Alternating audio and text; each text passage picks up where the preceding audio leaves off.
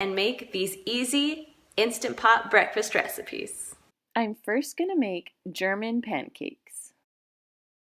I'm starting with 4 tablespoons of melted butter and then just whisking them up a little bit. Then I'm going to add 1 cup of milk. Now make sure you kind of whisk as you do this because you don't want your butter to harden. Then you're going to add 1 cup of flour. Then on top of that, you're going to add 6 eggs. Once your eggs are added, you're going to mix it really, really well. Oh, I forgot one thing. Don't forget, just add a little bit of salt. Now you're going to mix it really well. Now, after I made my post, the Instant Pot must-haves, you can find it in that little dot in the corner, I got a lot of requests for making things in these awesome pans that I found. So, you can either use a glass pan or these pans. So, right now I am just splitting my recipe in half, putting it in one pan, put the other pan on top, then pouring the rest of it into the second pan. Once it's all poured on, I'm just going to put the lid right on top and then close it up so we're ready to go. So put the handle down first and then pull the handle up. Once you're done with that, go ahead and grab your Instant Pot, put in your pot liner. I'm going to add about 1.5 cups of water, and then I'm going to put my awesome 2-tiered pan. It's an Ecovana pan. I'll put it in the description below for you. Just put that right into your Instant Pot. Then you'll put the lid on. Make sure that it's on sealing, not venting, sealing here. Now it's time to set your Instant Pot. So I just pushed manual and then I went all the way up to 25 minutes because you have to cook those eggs. Once it's done, I did a quick release because I'm not a very patient person. And I pulled it right out of my Instant Pot.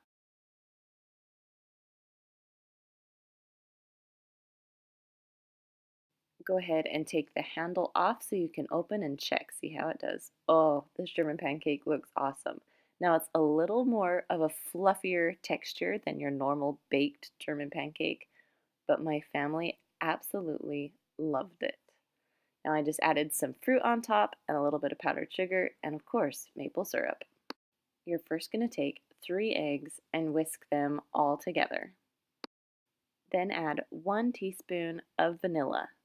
Then add 1 teaspoon of cinnamon. You can add sugar too, but I think it's okay without it. Then you're going to add 1/4 cup of milk and mix everything all together. Once you're done, go ahead and set it aside and we'll work on the French toast part. Now I have my awesome 2-tiered pan, the Ecovana pan. I'll link it below, and I'm going to spray the bottom with non-stick cooking spray. Next I'm going to add a half of a French bread loaf. Now I cut it into little squares to make it easier so it will actually fit inside my pan. Then I'm going to cut up 2 bananas and stick it on top. Now spread them out a little bit so you can get a banana in each bite. Here's my second banana and I'll just throw it on. Now if you want to use a glass pan, you can. I would half this recipe when baking it in a glass pan. I then added 2 heaping tablespoons of brown sugar. And then this is my favorite part. You grab a little bit of cream cheese and you're just going to put a little bit of cream cheese all over the top of your French toast. Now it's kind of hard to get off the spoon, but trust me, it'll be worth it. When you're done adding your cream cheese, it's time to add your egg mixture on top.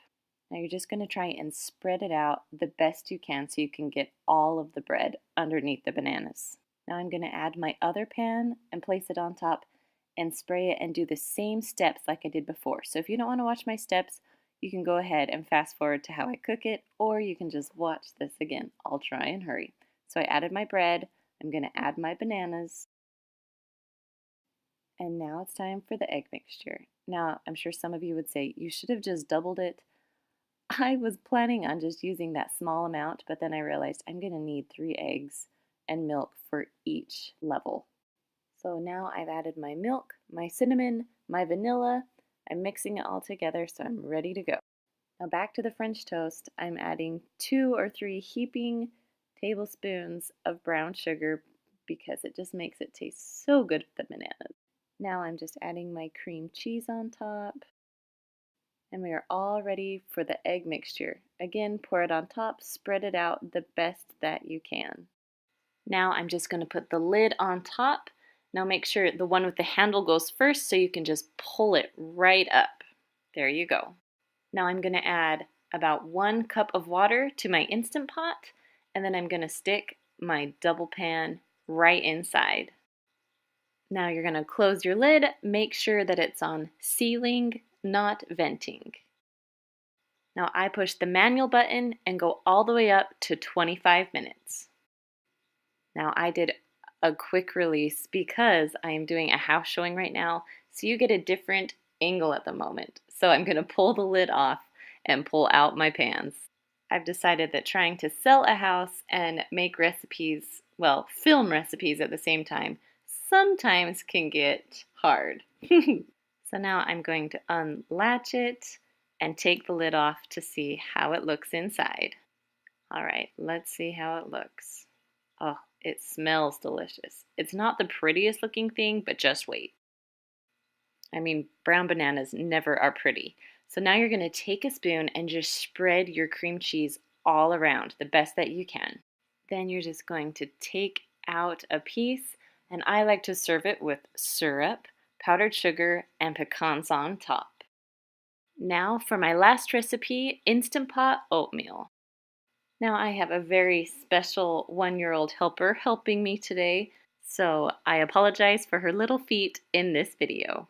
Now this oatmeal is so easy that even my 5-year-old can make it. So you have 1 cup of oats. I just used normal oatmeal, but you can use steel cut, you can use whatever you want. And then I added 2.5 cups of water. That's the perfect amount for me. Some people add 3 cups. That's a little too wet.